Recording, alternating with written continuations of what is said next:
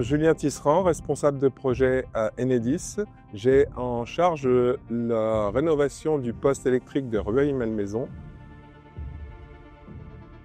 Le poste électrique de Rueil-Malmaison est une installation stratégique à l'ouest de Paris. Il dessert environ 50 000 clients.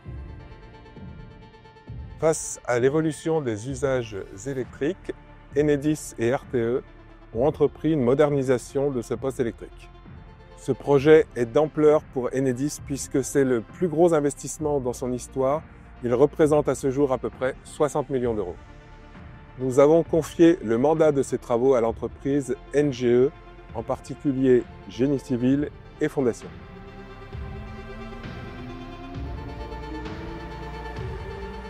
Je m'appelle Rémi Mouton, ingénieur travaux chez NGE Fondation, et avec mes équipes, nous pilotons les travaux de Fondation Spéciale. Nous mettons plusieurs techniques en œuvre sur ce projet, des pieux à la terrière creuse, des micro-pieux avec notre filiale Artois Flandre Fondation, ainsi que du béton projeté pour la paroi parisienne. C'est ces travaux qui vous sont présentés aujourd'hui pour la création des cuves de barbotage et de rétention d'eau. Pour les travaux de béton projeté, nous venons dans un premier temps terrasser et poser les bétons qui serviront à soutenir la paroi.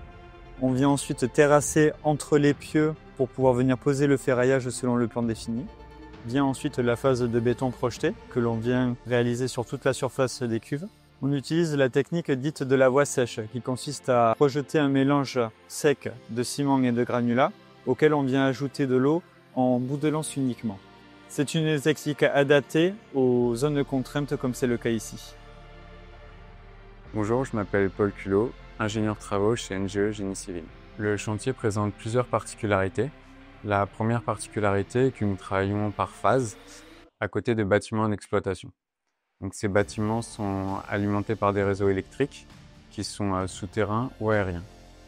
Afin d'éviter de les endommager, nous avons d'abord procédé à un repérage de ces différents réseaux et nous avons protégé certains de ces réseaux par un coffrage en bois. Une autre particularité est que l'ensemble du matériel métallique et les engins doivent être mis à la terre afin d'éviter tout risque électrique. Sur ces sujets-là, Enedis et RTE nous accompagnent et nous conseillent. Cette opération est un défi technique tant dans sa conception que son environnement.